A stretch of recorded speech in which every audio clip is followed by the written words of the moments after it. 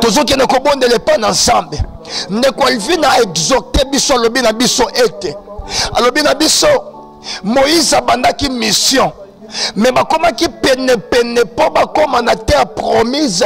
Moïse a souka qui a mon terre promise. Mais bien aimé na ligina révélé le komoko. Wana ta mission ya Moïse comme na souka. Bana Israël ba comme kolela. Ba binzambo tiki biso. On dit que tout est à Égypte pour y avoir la bisoua. Ou on a tant bana Israël bazol lela. Zamba zoluka ko susciter déjà Josué. Na ligina le bana moto moko. Ozalaki na papa. Ozalaki na maman. O baba ne ko soutenir yo. Bazalaki na mbongo. Mais après liwa ya papa, bino nyoso bokota na passé. Après liwa ya maman, bino bo se retrouver na ba situation difficile. Ozalaki na mobali moko. O ya lingaki yo. O banaki ko bercer yo. Mais ko boya na no na mobali wana. Lelo za ko se retrouver na ba kamoro difficile. Na ligina lo bana yo. O ya keyi. Mais ça na moto moko on samba rotel mi sapo na fina yo asale sengo na yo. Après ça ramène bien.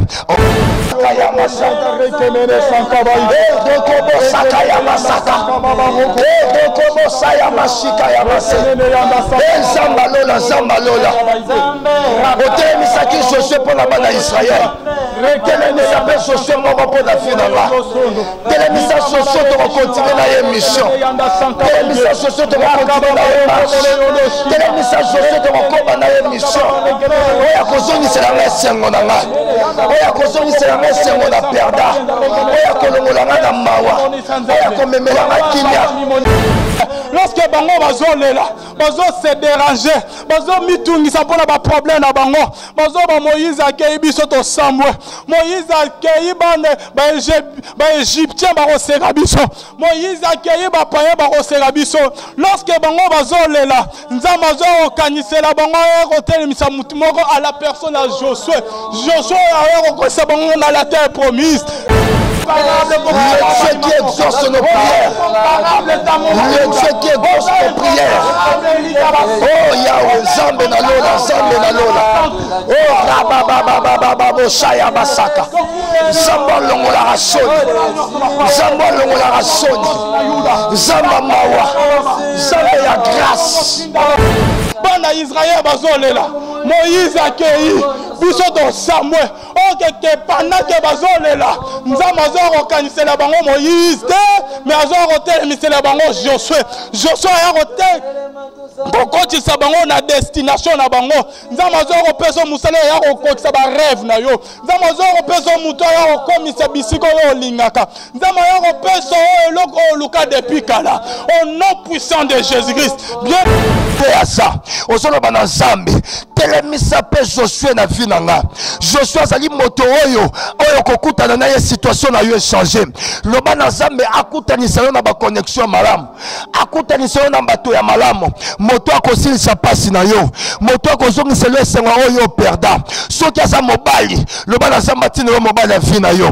Soki asa mwasi, loba na Zambe tine lo mwasi ya vie na yo. Soki asa mosala, loba na Zambe tine lo mosala. Totomboli mingongo tobondeli alléluia. Shalom, shalom, bien-aimés dans le Seigneur. Merci beaucoup pour la fidélité na bino na chaîne na biso rien que la voix céleste nzela ya lola tika ete nzambe ya lola apambura ba onyon surtout bazo la na biso enseignement moi bien-aimé toujours na cadre ya moment na biso ya prière intercession miracle le lot tozali toujours accompagné na ndo na biso bienvenue biano o toujours l'exa ba bon moment ya prière tozoya ko lobana nzambe ke nzambe toye pa na yo toluki na makasi na biso mo nzambe to tamboli to sanyo surtout mais le biko ya solo nde eze pa na yo nzambe na bomo esika nini tozoya kozonga na makolo ya nzambe ya bomo bien-aimé avant que to kota na prière na biso bien-aimé dans le Seigneur tozoleka na moi partage moko ndeko bienvenue sur biso na Deutéronome 34:8 c'est que ndeko bienvenue na ko tangela biso et après atangé biso na Josué 1 Deutéronome chapitre 34 verset 8 nous lisons au nom de Jésus. Les enfants d'Israël pleurèrent Moïse pendant 30 jours dans les plaines de Moab et ces jours de pleurs et de deuil sur Moïse arrivèrent à leur terme. 1 Josué chapitre 1, verset 1. Natangi na kombo na Yesu, Josué chapitre 1, verset 1. Après la mort de Moïse, serviteur de l'Éternel, l'Éternel dit à Josué, fils de Noum, serviteur de Moïse, Moïse, mon serviteur, est mort. Maintenant, lève-toi, passe ce Jourdain, toi et tous ces peuples, pour entrer dans le pays que je donne aux enfants d'Israël. Tout lieu que foulera la plante de votre pied, je vous le donne comme je l'ai dit à Moïse. Vous aurez pour territoire depuis le désert et le Liban jusqu'au grand fleuve, le fleuve d'Euphrate, tous les pays des Hétiens et jusqu'à la grande mer vers le soleil couchant. Voilà, merci Tobeteli Lilobananzambe Maboko bien-aimé dans le Seigneur. Lisolo boye bien très bien Yandero Nabiso Moïse Oyo Akenzambe Atindaki bien-aimé dans le Seigneur Akeneko Bimisa Bana Israël na Égypte bien-aimé et dans le Seigneur. Et comme il y a un moment moko bakomi pene ya la terre promise, Moïse ayoko kufa bien-aimé oyo Kenzambe atindaki ye akende ko bimisa bana Israël na ba prodige ba miracle nyon surtout bana Israël ba monaki na Nzambe sima ya Moïse bien-aimé dans le Seigneur tant que bayoki que Moïse a kufi bien-aimé dans le Seigneur. Je crois mieux que bana Israël dans Bible zoba que ba komi kolela Moïse bien-aimé. Je crois bien que ils se sont posés tant de questions, bien-aimés dans le Seigneur, en pleurant. Moïse a koufi, Moïse oyo, a longola kibiso na Égypte pour na ke aya kokosa biso na la terre promise, bien-aimés dans le Seigneur. Je crois bien que na kolela na bango lorsque bazolela, ils se sont posés tant de questions en pleurant, fidèles téléspectateurs. Bazomi tourna. Est-ce que tu rejoins Moïse? Moïse yo yakei, c'est que Moïse a tiki biso, a kotisi biso na mboka oyo Nzamba la kaki biso te, a kotisi biso na la terre promise te. Moïse a longoli biso na Égypte. Moïse lorsqu'il y a na Égypte, Moïse avec une idée qu'il a longola biso na Égypte, na souffrance tozalaki nango a kotisa biso bien-aimé dans le Seigneur na la terre promise. Mais comme na pays moko pene dans la terre promise, Moïse a koufi bien-aimé dans le Seigneur. Mana Israël bazolela Moïse a cueilli bazomituna ba question belé est-ce que tu recota le sous la terre promise? Est-ce que tu recota le sous Cana bien-aimé dans le Seigneur? Est-ce que tu rejoins mon sous net Moïse? Bah c'est posé qui ba question belé, je crois bien na kolela na bango bien-aimé dans le Seigneur. Est-ce que je crois bien ba monaki ete bango ba komi na suka ba okota lusu na kanate ba okota lusu na mboko Nzamba la kaki bango te ba okota lusu na mboka bisengo te là où cool dîner de miel bien-aimé dans le Seigneur. Ba se poser ki ba question belé Moïse akei biso to suki biso to samwe ndenge moko pena yo mutozola nanga bien-aimé dans le Seigneur. Ozo se poser ba question depuis mobalobo banana et depuis kala le loi tikio le lobo komi na niveau mobo sali divorce a tikio na bana depuis mobalobo banana et depuis kala ozo raisonner sous babon moment que bolekana ensemble. En tout moment je t'aime mon amour, en tout moment chérie tu es l'amour de ma vie. Bo komi na niveau moko que mobali wana tikio bo komi na niveau moko que moi si wana tikio asengi na divorce ndeko bo banagi na ekala mobali moi si bo banagi na ekala bo komi na moment mo na étape mozo comprendre ye lisusu te moi si nanga azalaki boye te tant ozalaki ba fiancé mobali nanga azalaki boye te tant ozalaki ba fiancé mobali na changer complètement bien-aimé dans le Seigneur. Ozo mituna est-ce que na rozwa mobali mususu awa oyo akei awa tiki nga na bana ngai moko nani aya kolinga nga na bano na bota 3-4 ozo se poser ba question bien-aimé dans le Seigneur. Laisse-moi te dire que Nzambe abosani yo te bien-aimé, nenge moko pe yo pozolela libala ekufwa ozolela. Est-ce que ozwa libala musu age poussen? Est-ce que ozwa libala mususu beauté dimne? Est-ce que ozo se poser na ba question na musala obungisa? Est-ce que ozo musala mususu oke babana ko futa obongo obana ko sala bio obana ko se retrouver? Est-ce que ozo eloko ya mutu ya oyo obungisi bien-aimé? Laisse-moi te dire que la Bible nous dit l'Éternel tracera un chemin dans le désert. Je crois bien que nous bienvenue à Yebi. Nous avons tracé Ndela Mopono dans le désert. Et si Kama Yebi Marate Ndamaya Obi Misama est bien-aimé dans le Seigneur. Je n'ai pas de ressources dans la Bible. Tant que Sarah a Bengani, Aga, tant que Sarah a Bengani est bien-aimé dans le Seigneur. Aga Kena Ismaël na Katia désert. Et si Kama Yebi Marate bien-aimé, Aga a commis dans souk et qui était païenne bien-aimé. Mettons à Nzambe alobezolela voya mwana komi na mato ya Nzambe bien-aimé et sika maye bimate na désert et maye bimi bien-aimé dans le Seigneur tikana loba ete niveau komi na suka Nzambe azoya kopesa solution na vie na yo likamo komi na suka pona yo Nzambe azoya kopesa nango solution bien-aimé dans le Seigneur kolela lela te komi tungisa mate bien-aimé Moïse abimisi bana Israël pona même à la terre promise bien-aimée dans le Seigneur. Tozongi si ma fidèle téléspectateur, ba komi liboso ya mai ya mère bien-aimée, bana Israël ba komi kolela. Moïse, yango yo bimisa ki biso na Égypte pono ya roboma biso na bana na biso.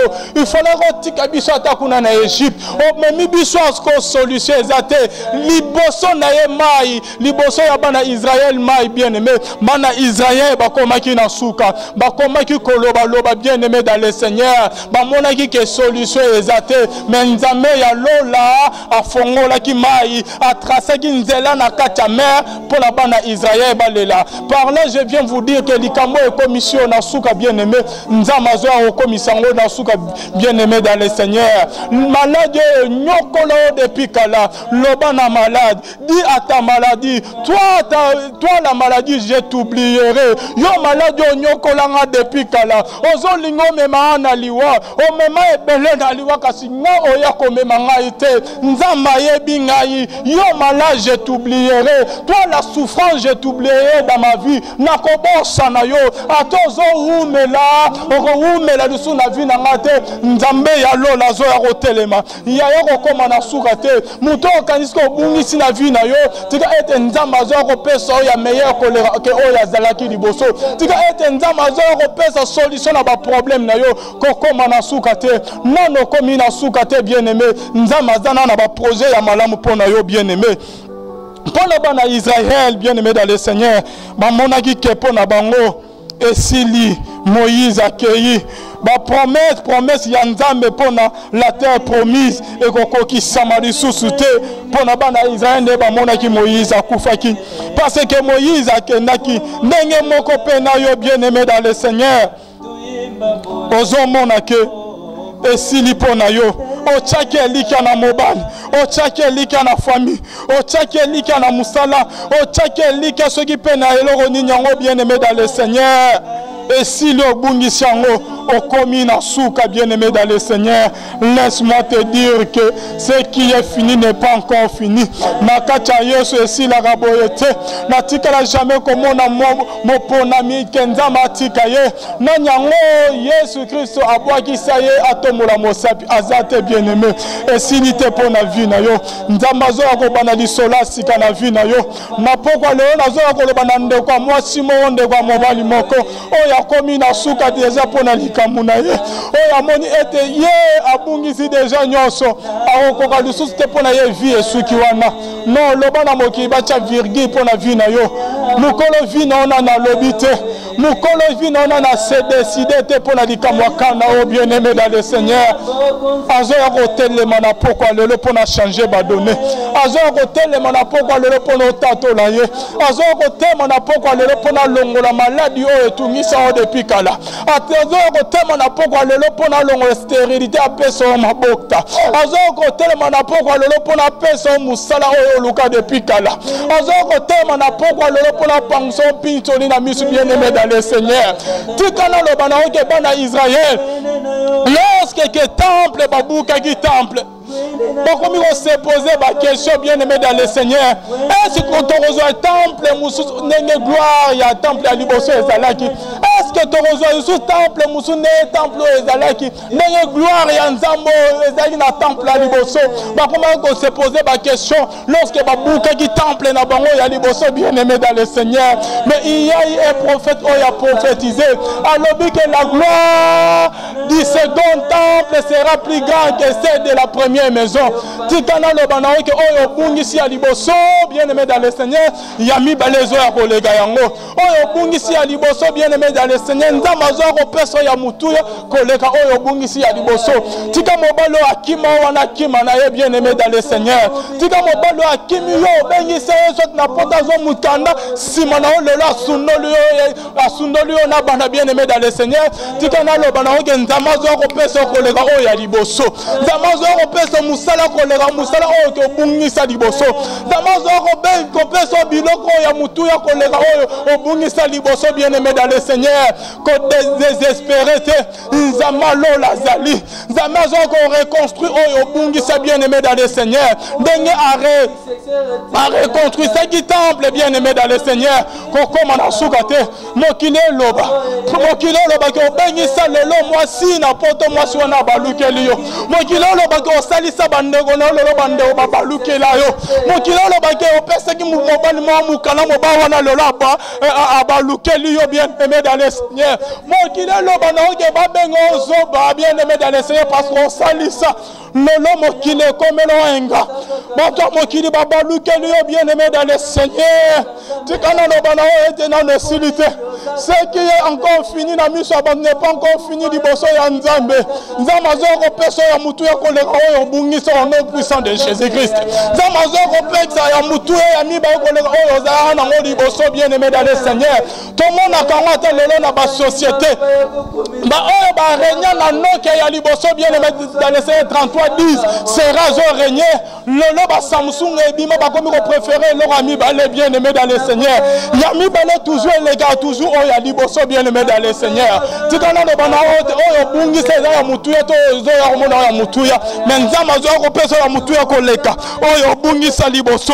rakasanda baba roko shinda baba rekemene shinta maigeya bien-aimé zongisa kondima na wepa na nzambe nzama zo ko se manifester ozo ko mona do boko nzambe na poko lelo oyo bungisa na vie na nzama zo ko restaurant maladi ezo nyokola o depuis ka ezo ko tika yo likamo etungisa o depuis ka ezo ko tika na poko lelo et si que vous allez dire amen au nom puissant de Jésus reçois la guérison au nom de Jésus ba o ba ko badana mbeto hôpital ba komi na niveau ete bakata motem nzama zo ko bikisa bino ba maladie ba minga ba lobi ke zo ko mema na liwa cancer ezo ko sur au nom de Jésus ba problème maladie wana zo ko disparaître na kono au nom puissant de Jésus-Christ quand na zo ba ndeko telema keno salika consultation na hôpital o ya ko tato la monnaie na nzambe et loko est impossible na miso abante possible na miso nzambe pona bana Israël et ceux qui lorsqu'il plairait Moïse batala na ba désespoir bien-aimé dans le Seigneur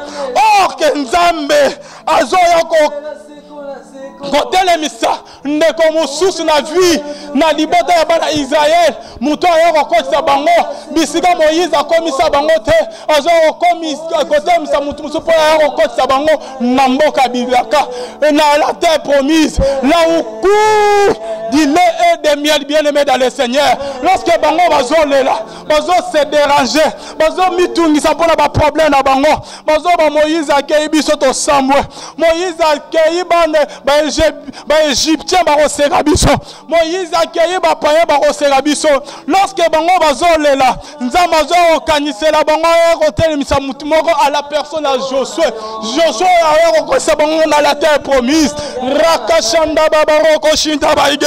Bien-aimé dans les pendant que vous là pour la maladie na yo, pendant que vous là pour la situation zo dérangeant la vie na yo, na yebite makanisini nozo yelo na mutu, ozo la ndenge tongo midi pourquoi? Na eloko mo ozo déranger yo, na problème na yebite ya déranger tongo midi pourquoi?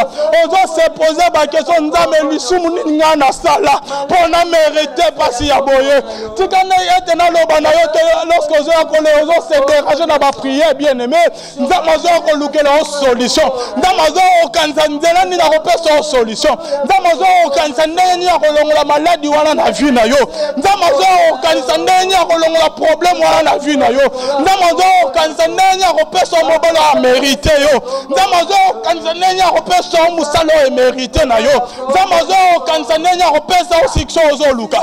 Ndamazo okanza ndeni ya kopesa élévation ozoluka. Ndamazo okanza ndeni ya kopesa moso oluka depuis kala. Ba o bakena bakena seke bazaya yote. Nzamazo opesa mutu na yo. Nzamazo osala posa motema na yo bien-aimé dans le Seigneur. Rakashinda baba rokoshinda baba. Bana Israël bazolela.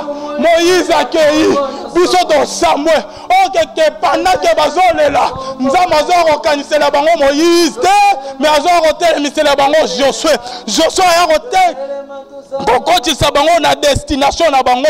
Nzamazo opesa musala ya kokotisa ba rêve na yo. Nzamazo opesa muto ya kokomisa bisiko yo lingaka. Nzamazo opesa eloko luka depuis kala. Au nom puissant de Jésus-Christ, bien-aimé dans le Seigneur, tchela nzambe elika.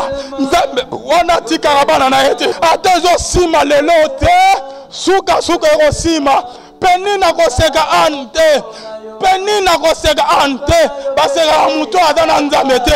Atezo sima lelo te suka eko sima.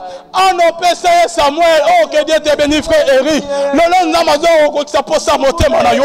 Rakashanda baba rokoshinda baba. Tozo okota na prière. Likamunyo te na ebane pe suka. Nzamazo okocha fe ya likamuno lelo. Bien-aimé dans le Seigneur. Tozo senti présence ya Nzambe. Nzamazo okota na likamonde gomo ya mwasi pe mobile. Nzamazo okubunela bitumo babunisa depuis kala. Nzamazo okosisa bitumo azo okopesa elonga. Nzamazo okolongola maladi obabwa la yo. Nzamazo kolongola souffrance la tonzoto.